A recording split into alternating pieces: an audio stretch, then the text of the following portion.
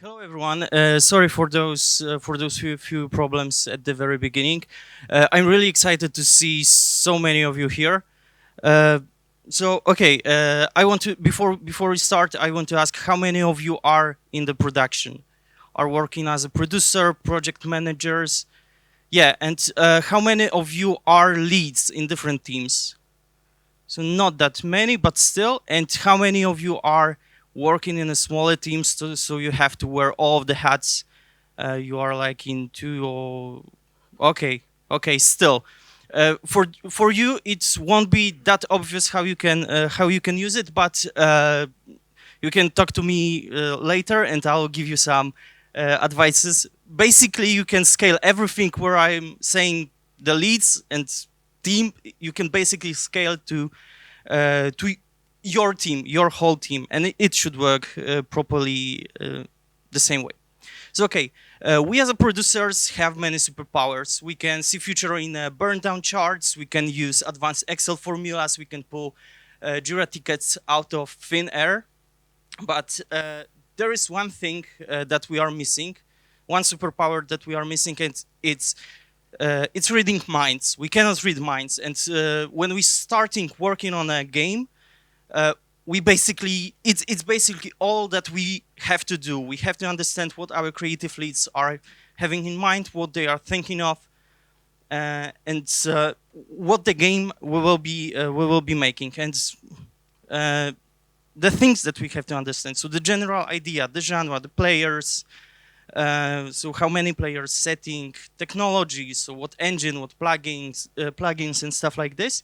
And what's probably the most important for us at those early stages, that's scope and complexity. And for this presentation, I'm focusing mostly on the scope and complexity of the game and trying to understand what the scope and complexity of the game that you are working is. So I had a chance to work on various kinds of projects, different scales, from small indie productions, even board games, up to AAA games, including my role as a main producer on the Gemini project that I was doing for People Can Fly and Square Enix. So very early stages of the production. And now in All-in Games, I'm working mostly on evaluating projects and helping teams get their schedules feasible, basically. So during this presentation, I want to introduce you to the game blueprint, so some framework that I'm developing in All-in Games and using my previous experiences. It's a way of making a little bit easier to get things working at the very beginning of the pre-production. So what is the game blueprint? Game blueprint is a full scope of the game presented as a flowchart representing the whole game structure in a way player will be interacting with the game. So it's usually created by the team of leads, or in case you are working in those smaller groups, maybe your whole team, to showcase the vision of the game that can be easily understandable by those who are creating this vision and the teams that they are leading. So the thing with the blueprint is that it's not out of the box solution that will work with every case. It's rather a way of thinking and working in a pre-production that you can adjust to your needs and to your project and make sure that you can take the most out of the pre-production and learn the most about the game that you are working. The game blueprint works best when you already have some early prototypes of your game and when you have basic understanding of what are the game loops that you will be having, what is the level structure that works in the context of your game, what are the core mechanics. So basically some point between first playable build and the vertical slice, but you should keep working and updating the game blueprint up until you reach the alpha and log the full scope and full complexity of the game. And it's an easy and intuitive way of presenting things. It's a simple graphical representation So if you are thinking about, for example, blueprints from Unreal Engine, it looks quite similar, I would say. But before I will go into the details of how to use a game blueprint, I want to talk about some problems that we are trying to solve with the pre-production. Probably some of you are familiar with this tool. It's known unknown matrix. And for those who are not or need their mind being refreshed, the known unknown matrix is a way of categorizing risk. So we have 4 buckets that represents all knowledge that we'll eventually have about our game at the very late stages of the game production. The first one is the known knowns, so things that we are aware and convinced that are true. So, for example, what genre our game will be, what camera perspective we will use, those are some obvious things that are established really early, and we can then, answer all of the other questions around having those known knowns in our minds. And eventually, by the end of the production, everything in the perfect world, of course, because it's game dev, it's not a perfect world. But in the perfect world, by the end of production, everything that we know about this game, about our game, should land in this bucket. Then we have unknown knowns, so things that we know, but we are not aware that we know. And for the purpose of this presentation, those are also the things that are known only for a small group in your team. So, for example, your art director did an awesome work on creating a visual guidance for your game, but he or she never showed it to anyone. So the work is done, but you are not aware that it was done. The next bucket is for known unknowns. So things that we have to investigate and answer. So we know that we are making the third-person perspective, for example, but we don't know yet what angles we'll be using for the game, what will work in the context of our experience. And the last one is unknown unknowns, so the things that we don't even know we should know. And this is the biggest bucket probably. And it consists mostly things that can go wrong. And this might be small problems that you can solve single-handedly in 10 minutes. And those might be problems that will stop the production for months, for example. And probably the most risky thing, those brilliant ideas that everyone loves, but are undermining the whole foundation of the experience that you are thinking that you are doing. So, of course, how it looks in terms of putting risk on the project.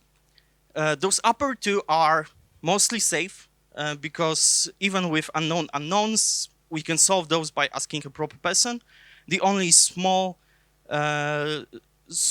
risk that we have with those is that they can be misidentified as known unknowns, and we can spend some time working on fixing or trying to find a solution to do something that is already answered.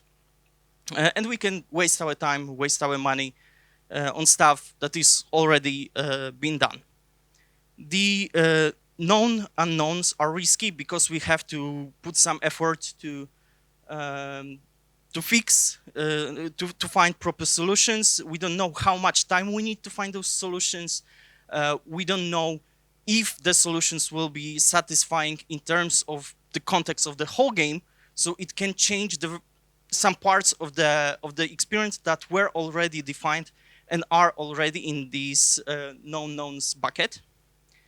And the last one, sorry, I got animations wrong, but the last one, those are the things that can derail the whole experience. And of course, we want to have everything up in this graph, and if we cannot move it up, we should move it to the left. But how it looks at the very beginning? Yeah.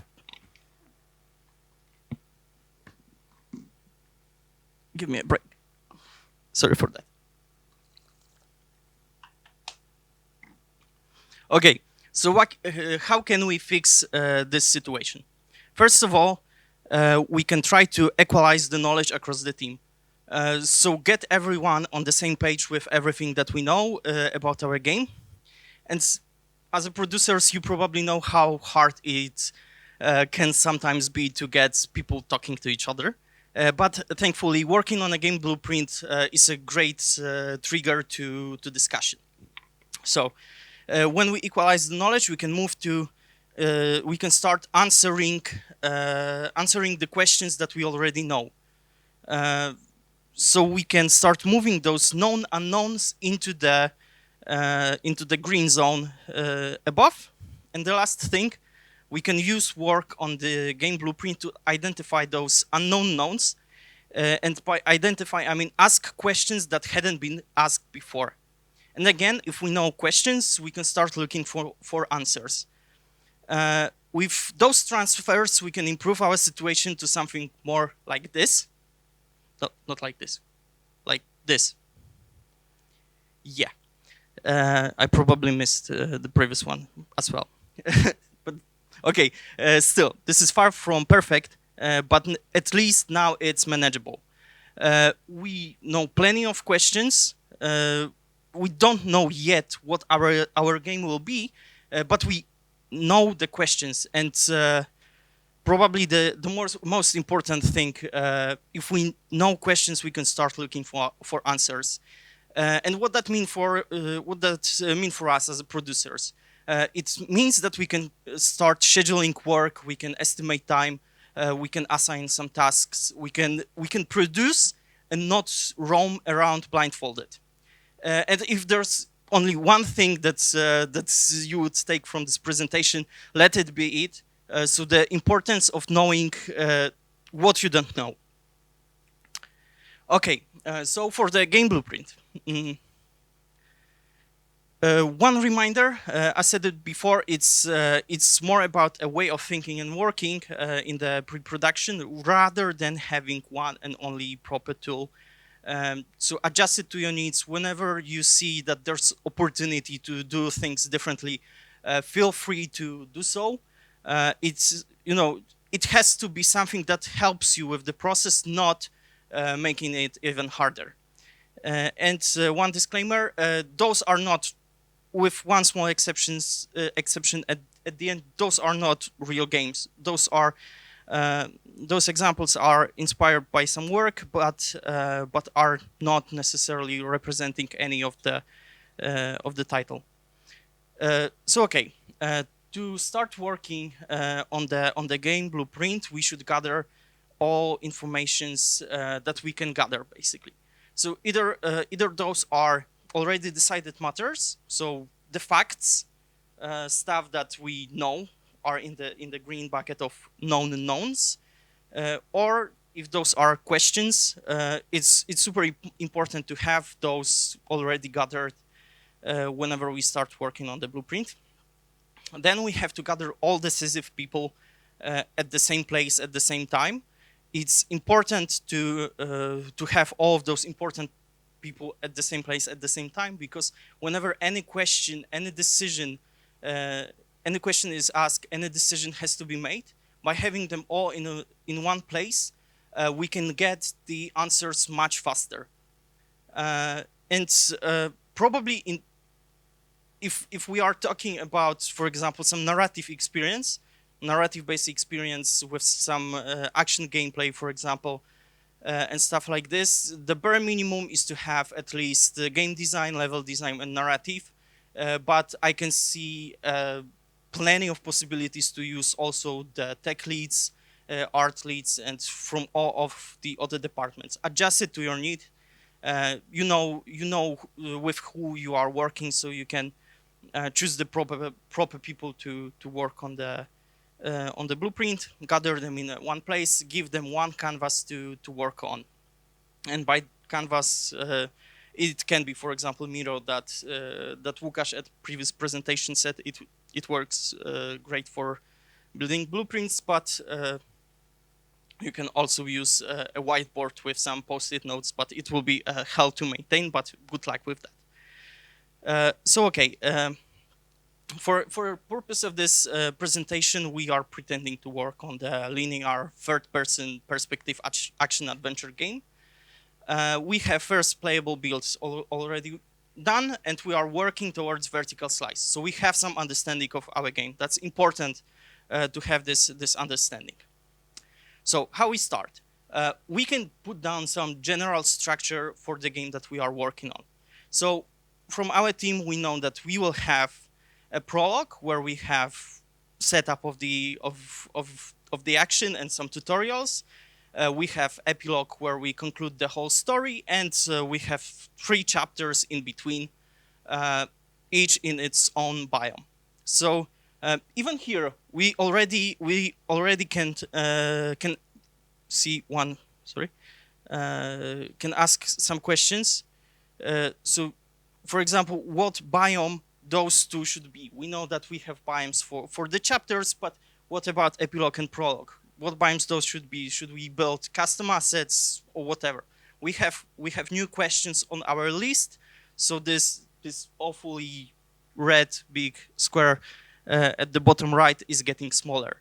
So we are getting closer to knowing what our game will be. So next step would be to place our levels on this general structure. We can assume that we have 15 levels, capacity of building 15 levels. So we can put it in this way. We don't necessarily have any reasons not to believe it yet, so let it be as it is. But we'll get back to it later. So now we can jump into making the blueprint for the very first level of our experience. And for our teams, we know that we want to introduce first enemy, first weapon here, and we want to have this small boss fight that will introduce our arch nemesis that will fight as a final boss, for example. So those are the things that we know about this level. What else we know? So we can identify 5 main components that are building our experience. In this case, those are cutscenes, combat, exploration, this boss fight, and some tutorials. We can color code them. We can code them with shapes, icons, whatever work for you. It's important to keep those visually distinctive because later on, when the blueprint is getting bigger, it's much easier to navigate, much easier to see things at the first glance. So for each component, we can identify our basic building blocks. So those are representing the smallest complete experience that we are aiming to deliver to our player. So for example, 1 complete encounter, 1 complete puzzle, 1 complete platforming session. In my opinion, it's good to aim at 30 to 90 seconds of experience, but it's super hard to do at the very beginning. So you can start by putting blocks that represents like 3 to 5 minutes, and come back to those later and break those into shorter blocks whenever you have better understanding of what you are doing. And one note before we move on, those components, those blocks are valid only for the very game that we are currently talking about. For your game, those can be literally anything. So adjust it to your needs, consider what's important for your game. Okay, so with that being said, we can continue and build a single level blueprint with those blocks that we have. So we can arrange them in an order that our player will be experiencing it. So it will look like this. As you can see, we have this main axis on which our player will be progressing, and we have this bottom line with some complications that are important to those upper blocks to serve its purpose. So we are describing the very basic needs for those blocks to serve its purpose in the context of the whole experience. And yeah, side note, it's super great thing to estimate stuff. So we know that each block represents 30 to 90 seconds of experience. We have 11 blocks, each is around 1 minute, so our prologue will be 11 minutes long. Super easy, right? And we can use it to, for example, estimate how many voiceovers we need, because we can estimate how many for each of those blocks we can need. We can estimate the word count, and basically any other asset that we might need for the experience. And of course, as all estimations at the very beginning, those will not be accurate, and those will change. But still, having an educated guess is better than having a wild guess. And at the very beginning of the production, this will be still enough to estimate some initial costs. And you are still moving forward, right? You are learning about the game that you are doing. So now, with having this, we can add some additional descriptions from the leads. Those are less important in the context of estimating stuff and understanding the whole structure. Those are just instructions for the developers. So for example, if we want to introduce new weapon, we are putting comment that it will be sword, for example, right?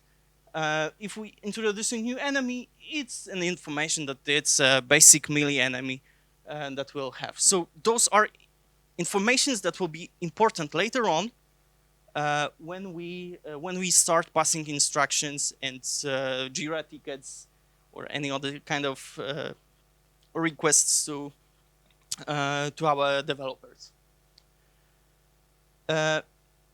And from this point, we can use what we already have to do super important thing. We can ask, what are we missing here? What can we do to make this game better? And it will trigger some suggestions, some questions. So we can start iterating on the idea before even any single minute is spent in the engine. And time in engine is probably more expensive than any time that we can use in pre-production. So the more of those suggestions, changes we found earlier on, the more money we'll save during the production, because we'll make those changes before we start implementing something that doesn't fit well, for example, or will be built in a way that makes it impossible to add something that will be crucial in the future. So yeah, I will hide those bottom stuff right now. They are still there, but there's just not enough place on the slides to continue working on it. So now, next tool that you can use with the game blueprint, you can draw an intensity graph. So to each block, you can assign different values of expected experience that you will have. So if you were on the Łukasz presentation just before this one, you can, for example, draw difficulty lines for those. And let's do it right now. But let's do the difficulty of the combat. So also intensity of the combat. It looks like this. So we assigned for all combat-related sections some points. We are drawing this graph. We can see that we, for example, have this nice valley before mini-boss area. So we are giving our players some rest before some super intense experience. And now we can do the same thing for story and platforming. So we are drawing those additional lines. And now, if we add those values together, we can get the overall intensity of a game. And once again, if you were on Łukasz presentation, this is great thing to understand what is expected from the game and where the user experience, the end user experience, is far from the expected results. And even from this, we can see that, for example, there at the very beginning of our game, we are having some part that might feel boring. It's low intensity, so maybe our team should consider how we can fix this. And we are seeing this problem early on, before we even build, for example, a blockout of this level. So yeah, we can then scale this whole experiment to the whole game, and we can do. It's completely unreadable, but it serves its purpose after you do some statistics magic, even the basic one. So, for example, moving average. The red line is moving average, so it counts the average intensity of last few blocks. And we can saw where we have peaks and valleys of the whole experience. We can analyze where we, for example, should cut something because it's too intense, or where the game can be lengthy. So, for example, here we have this longer period of lower intensity experience. So we can ask our team, what's going on there? Should we have it? If we should have it, that's great. We already have it, but maybe it's not something that we want for our experience. So we can ask those questions. We can verify if our assumptions are really important and valid for our game and experience that we are trying to deliver. On the other hand, we can see that, for example, the ending of the game is rather undefined. It's hard to say. It's going up, it's going down. Is it like the high point of the whole experience? Yeah, let's see what's going on there. We can find those places with the blueprint. And if you were on Łukasz presentation, that's super important for the user research, because you know what is expected from your game later on. Okay, but back for the blueprint. We still have some topics to cover and running out of time. So yeah, then you can prepare those blueprints for each level that you have in your game. And to consolidate knowledge, you analyze what you know about level, what will be required, what function it serves in the context of the whole experience. You can prepare blocks that represent smallest complete experience that you offer to players. You can arrange those blocks in an order that it will appear in the game. You can ask questions about the thing that you did, find what you don't know, find the problematic parts, and you can iterate on idea still early on without getting the whole team engaged, still with just a few people sitting in one room in front of some laptops, for example, right? It's super cheap. So you can continue working on this until you have this huge blueprint that represents the whole experience of your game. And then, to make it a little bit easier to understand what's going on, you can, for example, put some blocks that represents and color code blocks that represents, for example, chapters in this case. But in your game, those might be locations or biomes or anything else, anything that will work for the game that you are making. And with having everything put it this way, it's easy to count those blocks. So you can confirm the scope of the whole experience. You can see the whole picture without having to build the whole picture, the whole experience. So you can count the blocks. So you can count how many blocks with introduction of new enemy you have, how many cutscenes you have, for example, how many unique kind of gameplays that you have, how many boss fights, etc., etc. It's once again, it will be far from what you will have at the very end of the production, but still at the beginning, it's better than anything else. Better than just asking, for example, your creatively how many levels you want. They will probably won't know. They need to work, and this is the work that helps them understand this and help you understand this. So yeah, and later on, when you are working towards alpha, for example, so towards complete experience, and those changes are happening, you can track those changes and move those blocks and see how those changes affects different parts of the game. So once again, you can understand much easier how different parts, different changes. So for example, adding something, how adding additional level, for example, will affect the whole structure. Maybe it will adding additional level. It seems cool to have more hours of experience, but on the other hand, maybe it will break the whole flow that we checked on the intensity graph.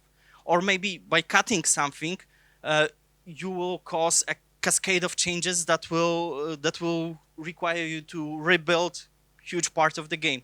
You can see it from here because you build the whole thing and you understand why you have things in particular order.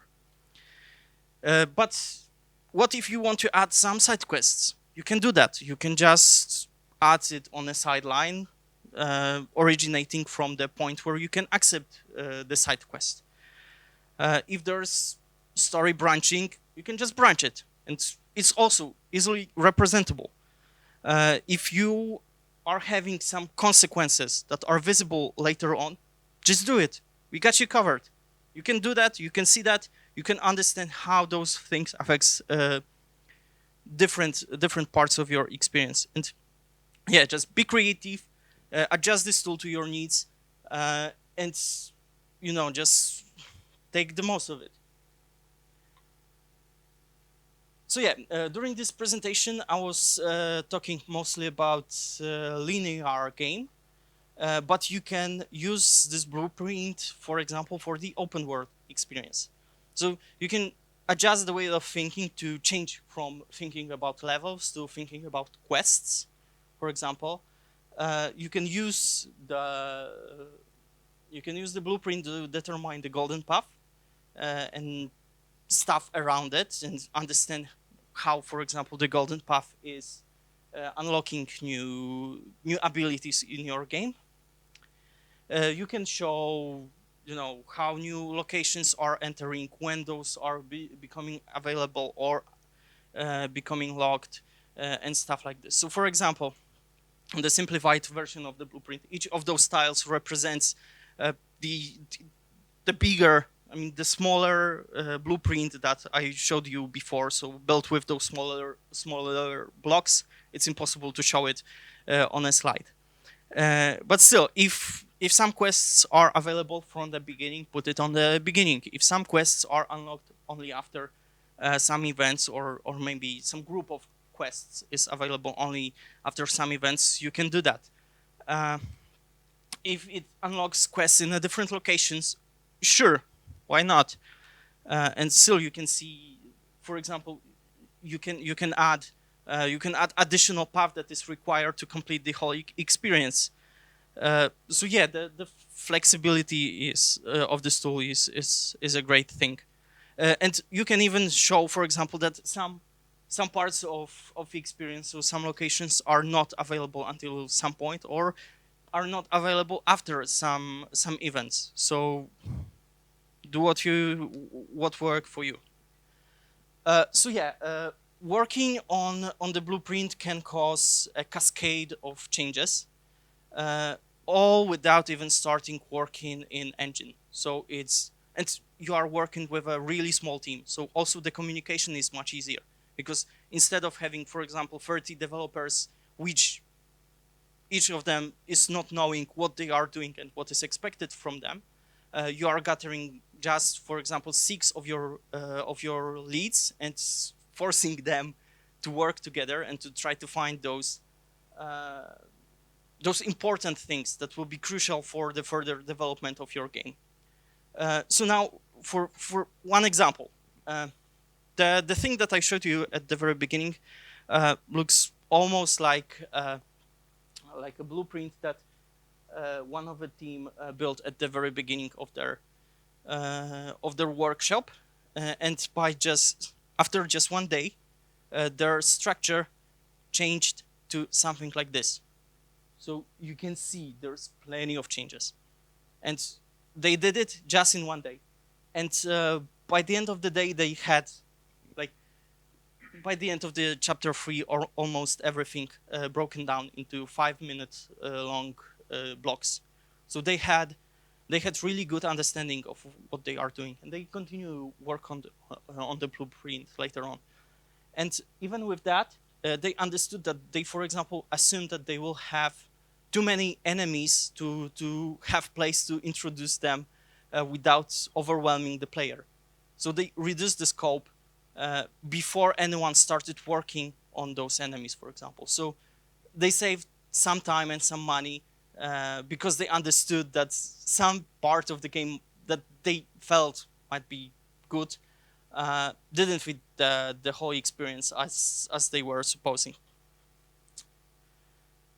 So yeah, if you want to use game blueprint efficiently, as the team that I mentioned before, start working on a blueprint in the pre-production. It will help you answer the questions and establish important details about the tasks. You will be able to pass instructions to your dev team. It will be just much easier to communicate everything. Use blueprint creation process to really understand what game you are making, what will be the pace, what will be the structure, and what will be the complexity of the whole thing. Verify assumptions for your scope. So check if you can fit everything that you are planning to have in game. Check if you have planned everything that will be required to ship the game and make some significant experience for the players. Don't expect that you will end up with what you have after you prepare the very first version of the blueprint. It will change. So keep track of those changes. Use the blueprint to show how the structure of the game is evolving, and continue developing the blueprint until you lock the game at alpha or content complete, or however you call this stage in your team. And use blueprint to understand how changing, adding, cutting stuff can affect different parts of your game. And for the last reminder, and the most important thing that you should keep in mind in the pre-production, remember how important it is to know what you don't know. And even if you can find all of the questions, find answers for all of the questions, and if you are a producer, it's not your role. You can facilitate the process. You have tools that help you with that, and you can make do what producers should do. So make work for your team much easier. So yeah, that's all. Thank you very much.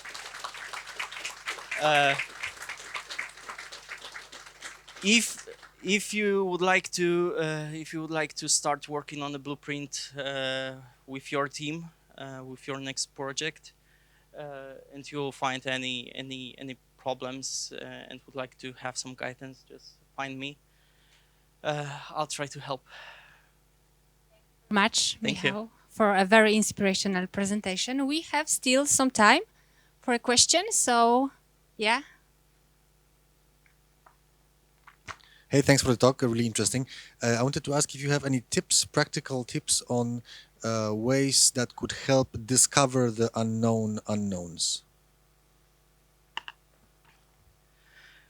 You have to understand what you already know. So when you have some basic knowledge that is written down and everyone can take a look at it, just ask what is missing, what is not working in your opinion, and just by asking those questions. Of course, if you are asking those in a empty space without any additional context, you will not get an answer. But if you do some preparation and make sure that the whole team that you are asking have some point of where they can grab the context. So for example, the game blueprint, this very basic structure, like in this slide, it's It's probably enough. Yeah, like even this is enough, because with this someone can ask, okay, we have mini boss area here, but maybe we can make it more interesting by adding a cutscene that will introduce the mini boss. And someone else, this is also a real example, we are defeating our first enemy here, and we didn't introduce the experience points that they are dropping. So we should explain here how those works, because it's the first time our players are having contact with this. So having some context gives a great opportunity to find those unknown unknowns. Any other questions?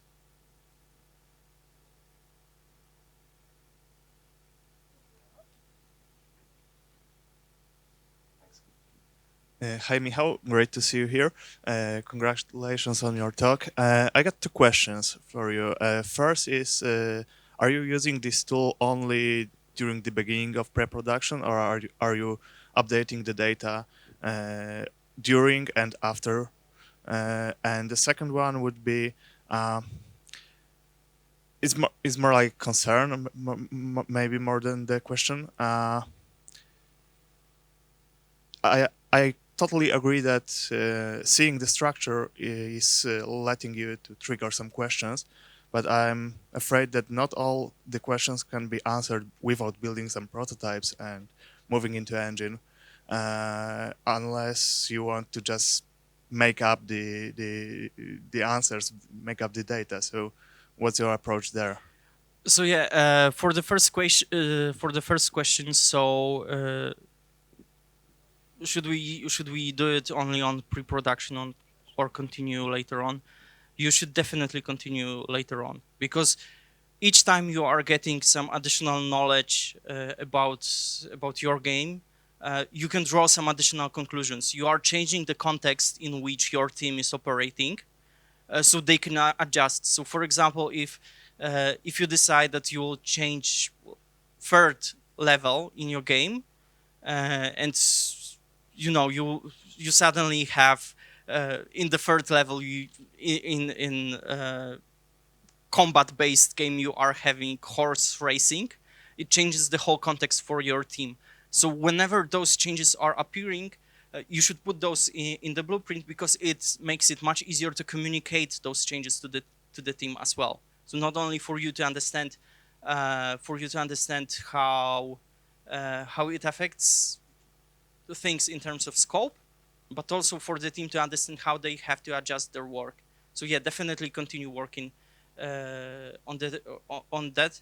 And for the second question, the second concern, yeah, I will do this once again. So this is the situation when you are starting, and then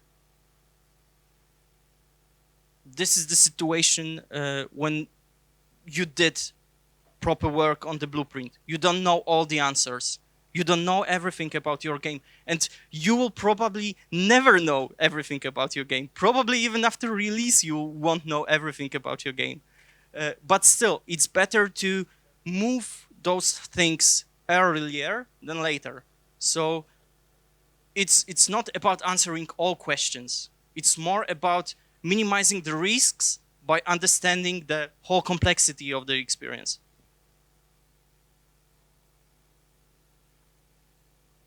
Would you like to ask anything else? Or was that We clear? still have some time, so... Okay, thank you. Okay, any other questions? Hey, thank you for your talk. I was wondering, because you've been mentioning a lot of pros on this approach, I was wondering if there is any cons, if you notice like any problems when doing this approach.